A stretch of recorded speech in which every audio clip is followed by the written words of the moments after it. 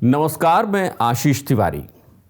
बंगलुरु की एक अदालत ने देश की वित्त मंत्री निर्मला सीतारमण के खिलाफ एफआईआर दर्ज कराने के आदेश दिए हैं।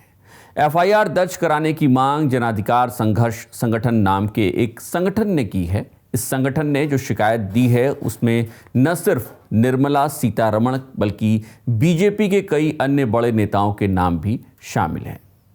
पूरी खबर क्या है ये आपको बताएं इससे पहले अगर आप हमें YouTube पर देख रहे हैं तो चैनल को सब्सक्राइब करिए और अगर Facebook पर देख रहे हैं तो पेज को फॉलो करना मत भूलिएगा।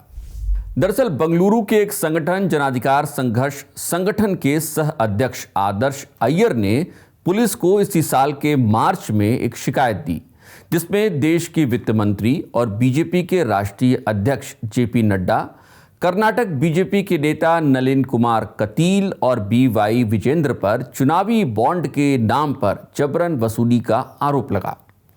चूंकि मामला देश की वित्त मंत्री और बीजेपी के बड़े नेताओं से जुड़ा था, लिहाजा पुलिस ने कोई कार्रवाई नहीं की। इसके बाद आदर्श अय्यर ने कोर्ट का रुख किया और चुने हुए प्रतिनिधियों के लिए नामित विशेष मजिस्ट्रेट की अदालत में ये शिकायत रखी। कोर्ट ने इस मसले को सुना और वित्त मंत्री निर्मला सीतारमण और अन्य के खिलाफ मुकदमा दर्ज करने के आदेश दे दिए। निर्मला सीतारमण और बीजेपी के अन्य नेताओं पर लगे आरोप बेहद संगीन और देश की राजनीति में इतने बड़े नेताओं पर ऐसे आरोप आमतौर पर सुनने में आते नहीं हैं। दरअसल आदर्श अय्यर ने अपनी शिकायत में आरोप लगाया है कि निर्मला सीतारमण और जेपी नड्डा ने ईडी के साथ मिलकर कारपोरेट घरानों पर दबाव डालने के लिए लगातार छापे डलवाए।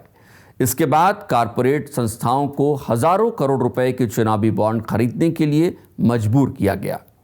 शिकायत में दावा किया गया है कि चुनावी बॉन्ड योजना के तहत राजनीतिक उद्देश्यों के लिए अवैध धन एकत्र करने में मदद की गई, जिसमें सीतारमण और बीजेपी के अन्य वरिष्ठ नेता भी शामिल थे। इसी शिकायत में कुछ कंपनियों के जरिए चुनावी चंदा दिए जाने का भी जिक्र किया गया है। शिकायत में 8,000 करोड़ रुपए इकट्ठा करने का दावा किया गया है।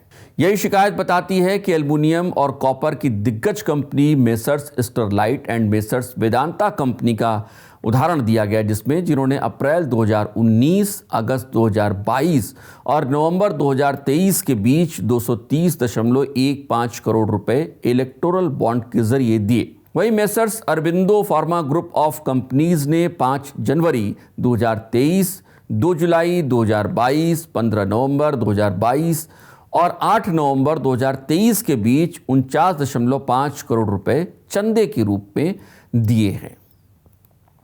अब चूंकि मामला सीधे तौर पर देश के वित्त मंत्री और बीजेपी के राष्ट्रीय अध्यक्ष से जुड़ा है, ऐसे में यह बेहद गंभीर हो जाता है कि पुलिस इस शिकायत पर कैसे जांच करती है। वहीं बीजेपी ने इन आरोपों को नकारते हुए निर्मला सीतारमण का बचाव किया है। पार्टी ने तर्क दिया है कि आरोप राजनीति से प्रेरित हैं और चुनावी बॉन्ड का मुद्दा नीतिगत मामला है, न कि आपराधिक मामला है। आपको याद दिला दें कि पिछले कुछ वक्त से कर्नाटक में राजनीतिक रूप से कई बड़ी घटनाएं हो रही हैं। इनमें सबसे अहम है मुख्यमंत्री सिद्धारमैया के खिलाफ भ्रष्टाचार के एक मामले में मुकदमा दर्ज होने की अनुमति मिलना। कोर्ट के आदेश के बाद मुख्यमंत्री के खिलाफ जमीन घोटाले का केस दर्ज किया गया है।